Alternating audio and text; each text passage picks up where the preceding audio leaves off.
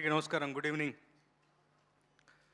Career బిగినింగ్లో సదాశివ సన్యాసి పాట రాసినప్పుడు కొంతమంది సీతారామ శాస్త్రి గారు అనుకున్నారు, చాలామంది నన్ను మీరేం రాశారు అని చెప్పేసి ఆశ్చర్యపోయినటువంటి ఒకనొక సందర్భం.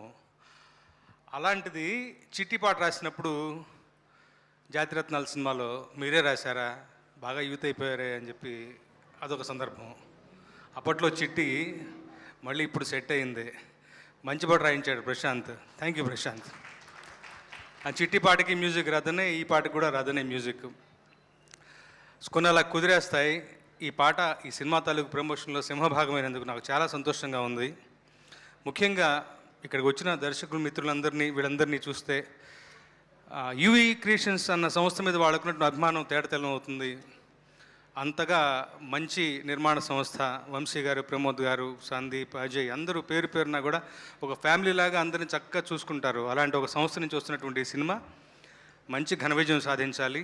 ప్రశాంత్ చాలా నెమ్మదస్తుడు, నింపాదిగా తనకు వలసిన టైం దొరికింది ప్రాజెక్ట్ని చెక్కడానికి, మంచిగా వినియోగించుకున్నాడు. కరెక్ట్గా తన అదృష్టం బాగుంది. ఇప్పుడు థియేటర్స్ దొరకటం అయితేనే మీకు కరెక్ట్ ప్రాపర్ రిలీజ్ టైం కూడా కుదిరేసింది.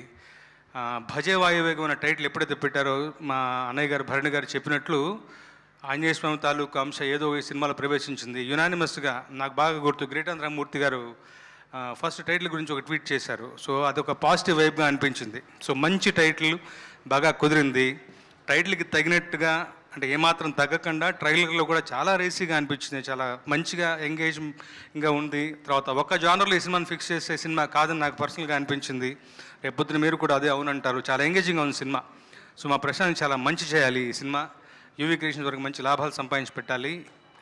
ముఖ్యంగా సినిమాలు రావట్లేదు అనుకున్నటువంటి ఆడియన్స్ యొక్క కరువు, ఆ మాట వాడొచ్చని తెలియదు, వాళ్ళ యొక్క ఆకలిని తీర్చాలి ఈ సినిమా. అలాంటి మంచి సినిమా అవుతుందని బలంగా నమ్ముతున్నాను.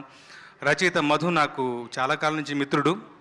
సో నిన్న తనతో మాట్లాడుతూ మరింత నాకు అంటే ఇలా ఒక పాజిటివ్గా మాట్లాడటానికి నాకు బలం దొరికింది తన మాటల్లో.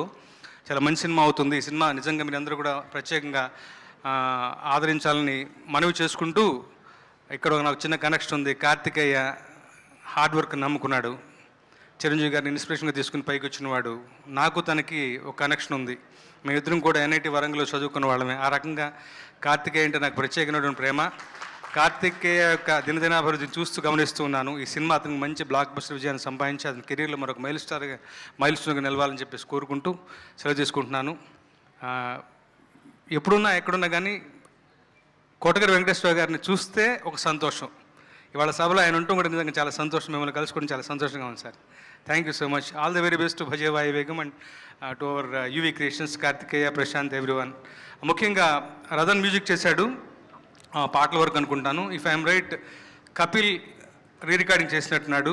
కపిల్ కూడా ఒక ప్రామిసింగ్ యంగ్ టాలెంట్. అతను కూడా ఆల్ ది వెరీ బెస్ట్ చెప్తూ సెలవు చేసుకుంటాను. Thank you so much.